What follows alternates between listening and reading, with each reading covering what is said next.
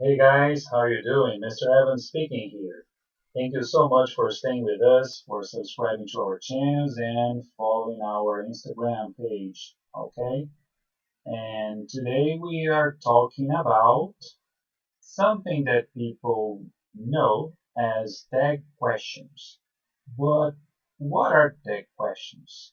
According to Cambridge Dictionary, a tag question is a short phrase such as "isn't it?"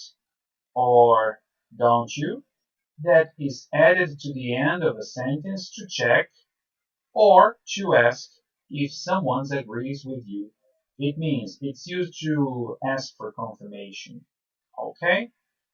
In Portuguese, people use it as né, like você mora aqui, né? This is a tag question. And the idea of a tag question is that it works exactly when we talk about equations in math. You have a statement, and in the end of the statement, you have a short question.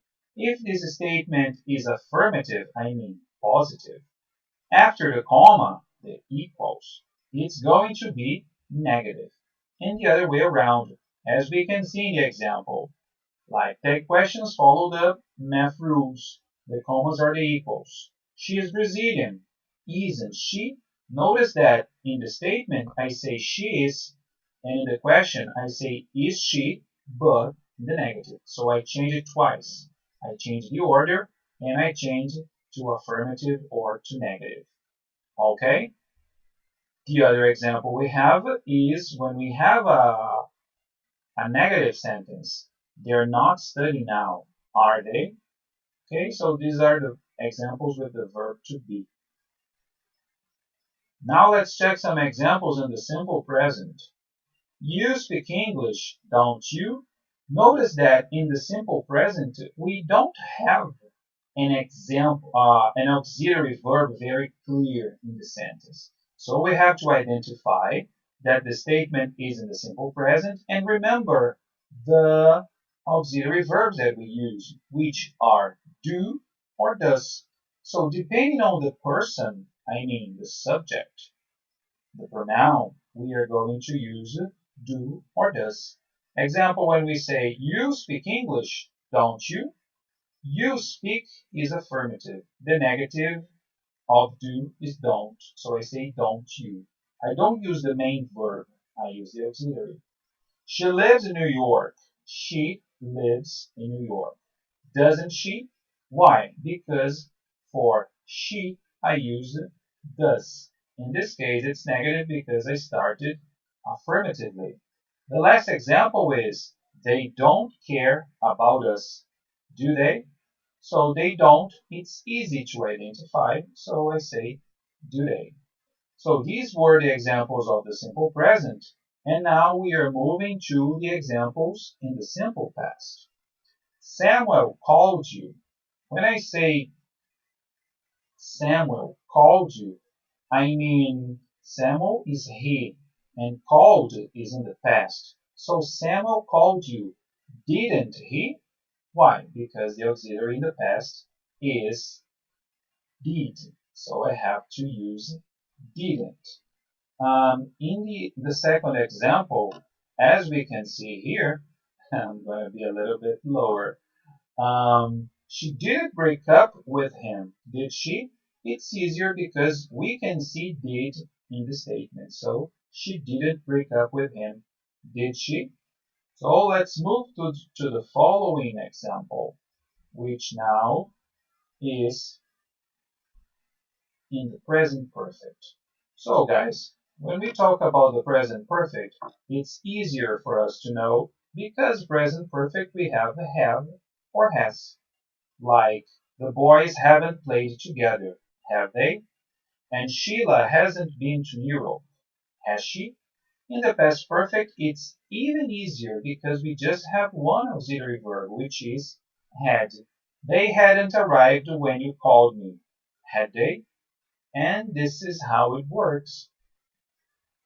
Now, everyone, let's talk about modal verbs.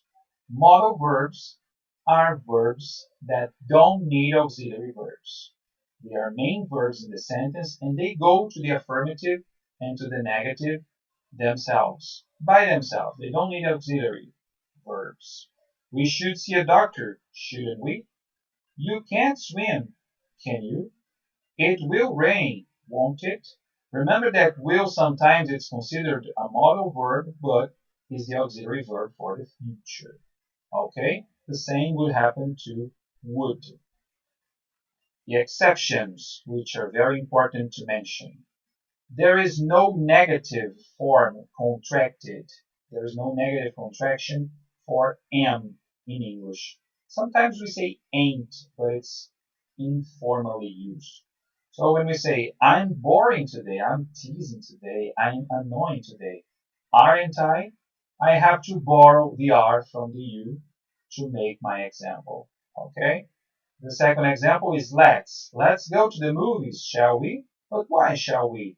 Because when we say let's, it's like let us go to the movies.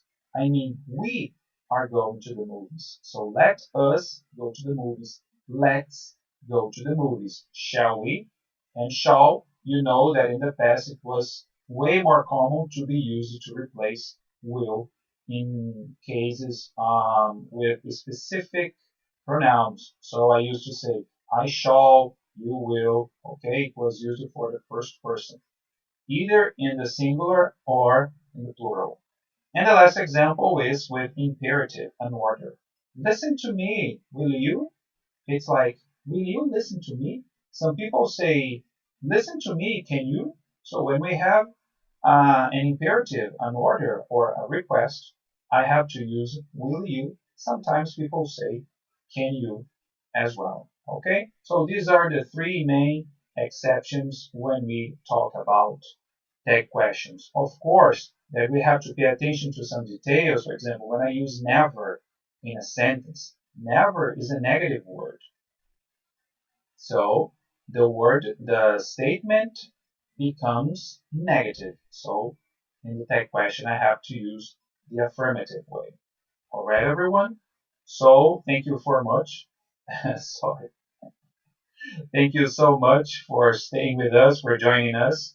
Remember to subscribe to our channel on YouTube, to like our page, to follow us on Instagram. Okay, take a look at our websites. Thanks a million. Bye bye. Take care. Stay safe.